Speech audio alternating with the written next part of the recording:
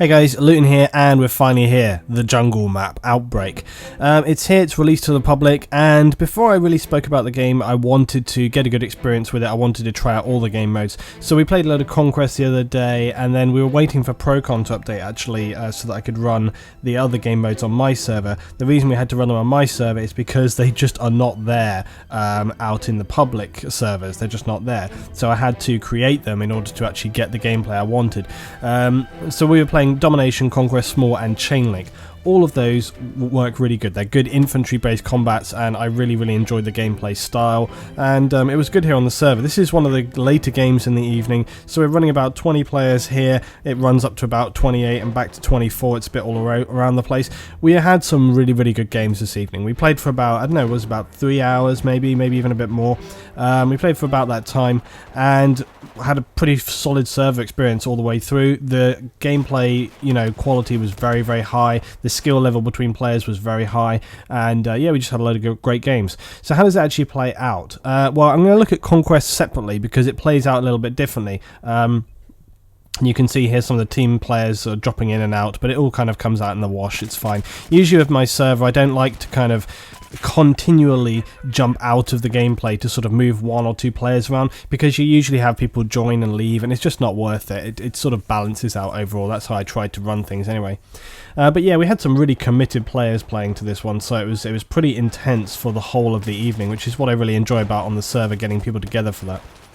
Yeah, so Conquest plays out pretty differently overall, because when you have the tanks and stuff like that, it plays out very different to all the other game modes. But the thing with it is that it's actually good because the vehicles are fairly restricted in terms of their line of sight and how they can move around. So that's a really key thing. But when it comes to these infantry maps, chaotic is the word I would probably use to describe it, especially going through the village here, because there is so much cover available to you that it makes it almost impossible to try and cover any one direction, because enemy could be coming at you from any which way. I would suggest taking, I think that was another spectacular grenade fail by myself right there. Taking a suppressor is, I wouldn't say mandatory, but it's very helpful indeed. Having a suppressor on your weapon in these kind of infantry game modes is going to help you to stay off the radar, and you really want to be staying off the radar, because as soon as people know where you are, it's hard enough a lot of the time trying to look at all the different directions you need to be looking at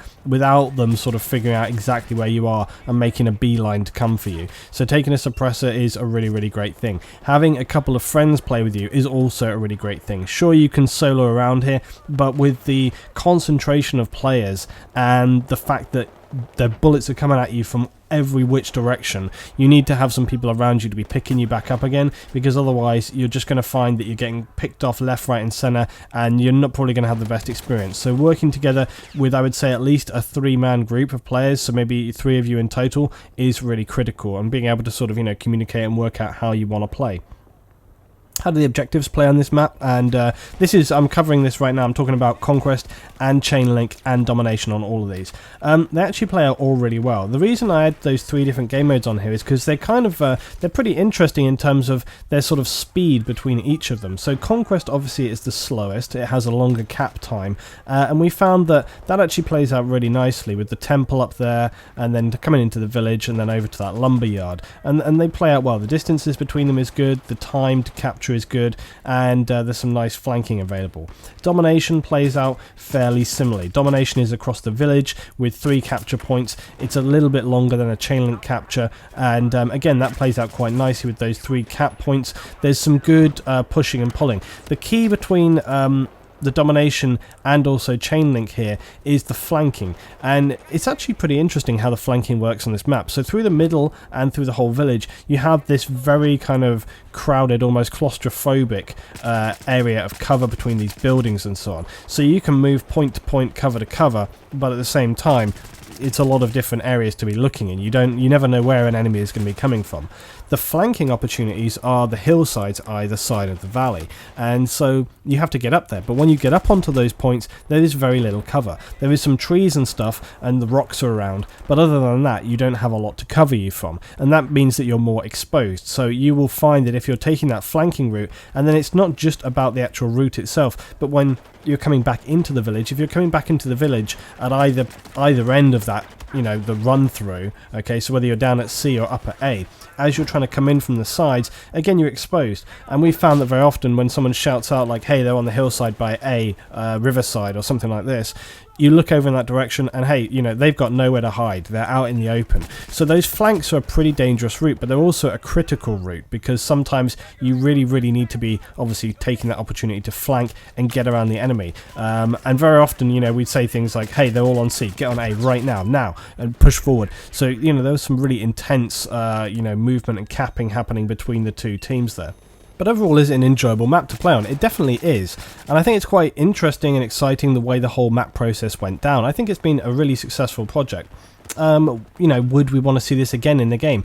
I think we would. I would like to see this in future Battlefields. I think it was a really great idea. It was a good way of getting the community involved, and I think overall it helped the community understand what was necessary to bring a successful map together. Now, it did take a fairly reasonable amount of time to bring this map together, but then again, DICE LA aren't the largest team, so they've got a lot to deal with. They're trying to focus on balancing the game as well as bringing out other things, and let's not forget they were also working on the Dragon Valley map, which is a very, very large scale map and a good reproduction of that time. They're also working on the Night Maps project, which, as you know, I'm not a big fan of that, but they did that also nonetheless. So they've had their hands full with quite a lot of the other things, and fitting this in as one of those elements and producing what I actually consider to be probably one of the better maps in Battlefield 4, I think is a really, really fantastic accolade there. What don't I like about this map? I guess the only thing that I would say I don't like about this map is that sometimes it can be a little bit too chaotic. I mean, Battlefield 4 generally can be quite a frustrating game to play in the sense that there's many maps where trying to figure out which direction you need to cover is nigh impossible. Just when you think you know which direction you need to be looking in, you get shot in the back of the head, and it happens so frequently it's untrue. And this map is no exception to that rule. There are many, many, many different directions to be watching, and again, that's another reason why you need to be playing with 2 or 3 other people. If you can get like a little group of you together and stay together as a squad, you're going to have a much more successful time than if you're running around solo, because sometimes you just get caught out and there's nothing you can do about it. How do different people play on this map? Well, the objective players, from what we saw, were actually having a pretty good time of it, and that's because of the amount of cover. There's plenty of opportunity to sort of run forward, hit the deck, and be in a nice sort of area of cover. So capturing these objectives isn't too severe. You don't find that people are, for example, just sitting, camping, and locking an area down, because you can't really do that. We didn't find that snipers were having a particularly great time of it.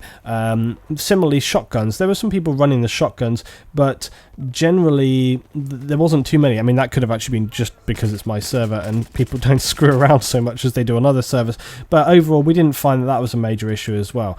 So it just played out pretty good overall. As I say, my only criticism is just the chaoticness of it, but it's not massively different than many other Battlefield maps that you might play. I mean, when you think about something like Flood Zone, that's probably the best sort of comparison I might make to how this sort of section on the infantry plays out. With Flood Zone as a domination map, for example, that's how this generally feels, and it may be a little bit like Pearl Market, but not so much because it doesn't have that same verticality. But if you just took the domination map from Flood Zone, it feels like that in the level of chaoticness, because in Flood Zone it can be just madness all over the place, people just coming at you left, right and centre, things exploding all over the place. That map can be quite mad when you're playing infantry only, and these sections run pretty much the same way, but it's all really good. I don't have a lot of criticism really for this one. It plays out very well, there's tons of cover, it's fun to move around, it looks good,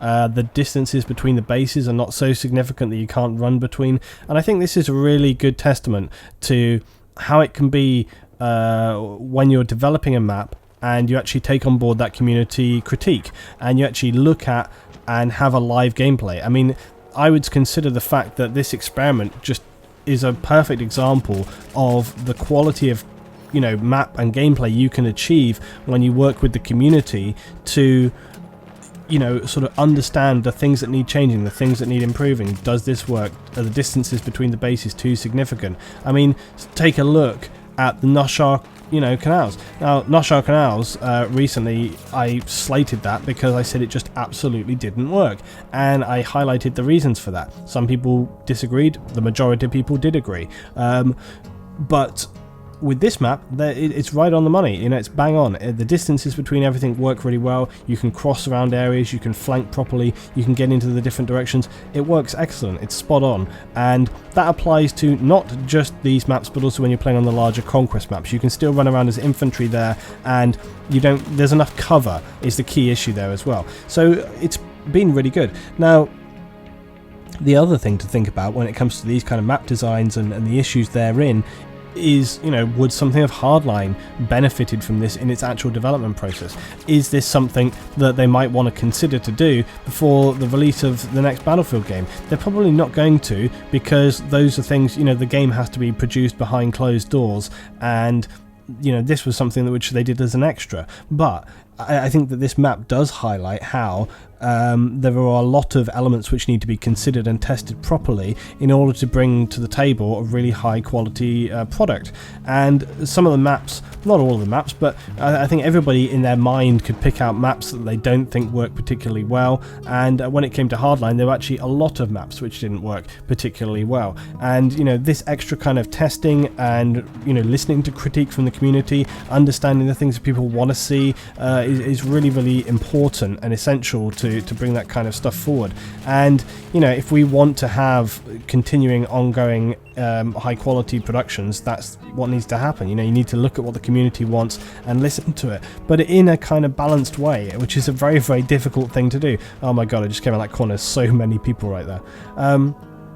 It's always a difficult thing to do because, too many cooks spoil the broth, just as much as, you want to listen to the community when you have, I don't know how many, let's say hundreds or maybe even thousands of people all giving their 2p into the mix. It's very difficult to maybe distinguish what is the right direction to go in. But nonetheless, they've succeeded with this map, and I would definitely congratulate DICE LA, because I think this map has been a shining success. I really do. I think that there are some things still that could be done differently. I'm not a massive fan of the E flag on Conquest. I'm going to talk about Conquest separately. I think that one over there is not the best. I'm not entirely sure the whole boats was necessary there. I think we could have done with a hovercraft in there, or something might have made more sense, so you could kind of drive around on the land areas of map as well. But I mean, honestly, there's not a great deal I can criticize with this one. I think the maps and the distances for spawns and so on like this all work very well. And as I say, we've tried it out on pretty much every game mode, and on my server this evening everyone had a really good time. It was fairly balanced overall. We didn't find that one team was significantly having an advantage over the other, and I think that really just shows, again, how it plays out very well. The best thing you can do is just get in here for yourself. But one thing that I would say is that when it comes to Chainlink, now Chainlink has not been available to the public other than through the DLC previously. So this is going to be the first time that if you are not a premium member and you don't have those DLCs, you're going to be actually available to play Chainlink. And I hope that this gives Chainlink some more visibility, because it's actually probably now my favourite game mode in Battlefield. Chainlink, I love it. It's a really, really fantastic thing. And I made a video a little while back suggesting that we consider putting Chainlink into all the other vanilla maps. I would like that to be the next thing, along with the teamwork stuff, for DICE LA to consider. Now, is that going to happen? I probably think no, but I would really love to see Chainlink put into the other vanilla maps. I think it would be a fantastic thing. So many people I know think that Chainlink is an absolutely blinding game mode, primarily because you can have such a strong impact as just one person, or even 2 or 3 people. It's fast, it's furious, it's very tactical, and it provides really strong infantry gameplay.